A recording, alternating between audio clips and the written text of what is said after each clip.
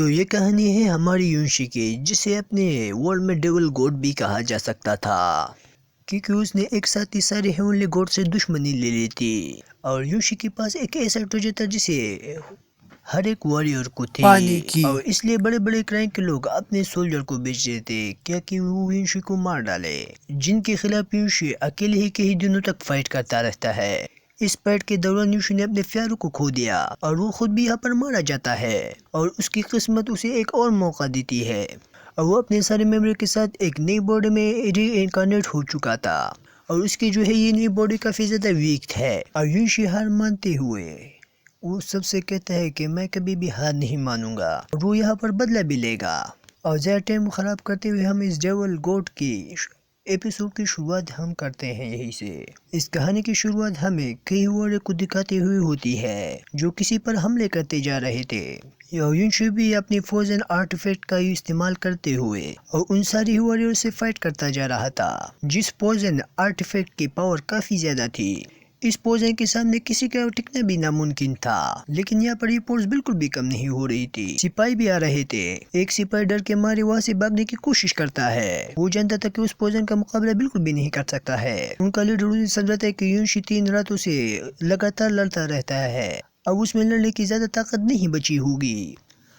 ہمیں اسے جلد سے جلد ہرانا ہوگا۔ اور وہ اپنے آرمی کو جمع کر کے اسے پھر سے یونائٹ کر لیتا ہے اور یونشی پر حملہ کرنا شروع کر دیتا ہے، اور ہمیں دکھایا جاتا ہے کہ یونشی کافی زیادہ گھائل ہو چکا ہے اور کافی زیادہ تک بھی گیا ہے، اور یونشی جو ہے یہاں پر ہار بالکل بھی نہیں مان رہا تھا، اور یہاں پر لگاتار زخم کھاتے ہوئے بھی اپنی ہیونلی پوزن پھل کا استعمال کرتے ہوئے لاشوں کے ڈھیر یہاں پر بچھا رہا تھا۔ ساتھ میں یونشی کو اپنے ماسٹر کی کہی ہوئی باتیں بھی یہاں پر یاد آ رہی تھی۔ جب ماسٹر نے یونشی کو یہ آرٹیفیکٹ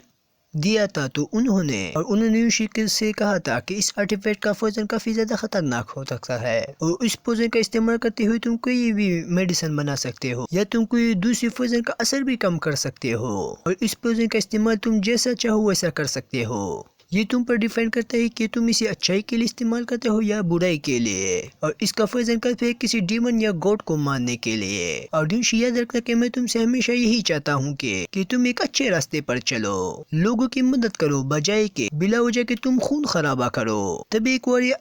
آ کر یونشی کے سینے میں اسپیر گھسا دیتا ہے، جس کی وجہ سے یونشی کی حالت کافی زیادہ خراب ہونے لگ جاتی ہے، اور وہ اپنے ماسٹر کو یاد کرتے ہوئے کہتا ہے کہ ماسٹر میں آپ کی باتیں بالکل بھی نہیں مان سکتا، مجھے معاف کر دینا، ان درندوں کی وجہ سے آپ مارے گئے اور انہوں نے میرے پیانسوں کو بھی جان سے مار دیا، ان لوگوں نے تو سب کچھ مجھ سے چھین لیا، میں خود سے بھی نفرت کرنے لگا ہوں، میں اس پوری دنیا کو جلا کر راکھ کر دوں گا۔ اور یہ کہتے ہوئے یونشی اپنے ہیونلی پھل پوزن کو ایکٹیویٹ کر دیتا ہے، جہاں پر اس کا پوزن بلاسٹ ہو جاتا ہے۔ اس بلاسٹ کو دیکھ کر وہاں پر کچھ اور بھی سپاہی پہنچ گئے تھے، جو کہ اپنے ساتھیوں کے لاشوں کو دیکھ کر چونک جاتے ہیں، جبکہ انہیں دیکھنے کے لیے ملتا ہے کہ یونشی بھی اپنی جگہ پر اسٹریٹ کھڑا ہوا ہے، جبکہ انہیں لگتا ہے کہ یونشی اس بلاسٹ کی وجہ سے خود بھی مارا گیا ہوگا، اور وہ اس کے ہاتھوں سے ہیونلی پل کو چھیننے کی کوشش کر رہے تھے۔ تبھی ہمیں دیکھنے کے لیے ملتا ہے کہ یونشی واپس دوبارہ ہوش میں آ چکا ہے، اور وہ سیٹ کا لیڈر کہتا ہے کہ تم نے ہمارے سیٹ کے 2 ملین لوگوں کو مار دیا ہے، تمہاری زندگی تو ویسے بھی نہیں بچنے والی ہے، ہمارے سیٹ جو ہے یہاں پر تمہارے ٹکڑے ٹکڑے کر دیں گے، اگر تم مجھے یہاں پر وہ ہیونلی پل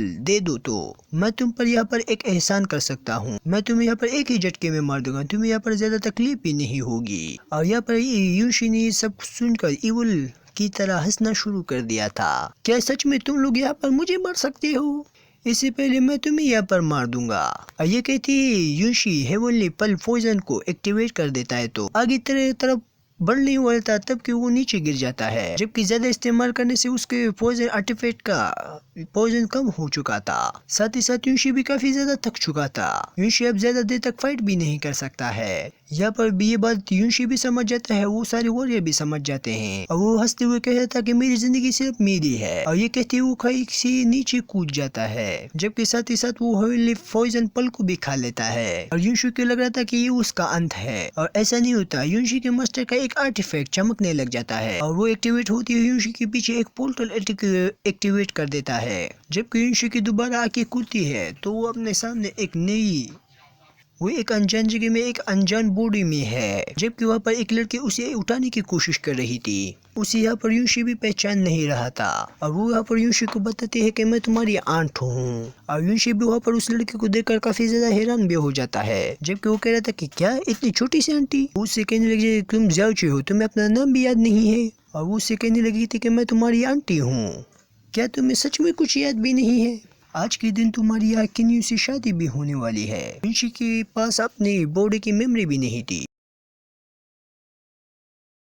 उसके आंट कह रही थी कि यूशी क्या तुम मुझे पहचान नहीं पा रहे, मैं तुम्हारी आंट हूँ। और वो कहने लगी थी कि आज तुम्हारी शादी है और आज तुम्हारी बिल्कुल शादी, और शादी के बाद तुम तो बिल्कुल भी मुझे भूल जाओगे। अगर दोस्तों चैनल पर नहीं हो तो सब्सक्राइब जरूर करना। तब तक के लिए एपिसोड का दी एंड हम कर देते हैं। एपिसोड के लिए कमेंट जरूर कर दें और चैनल पर नहीं हो तो सब्सक्राइब जरूर कर देना। शुक्रिया।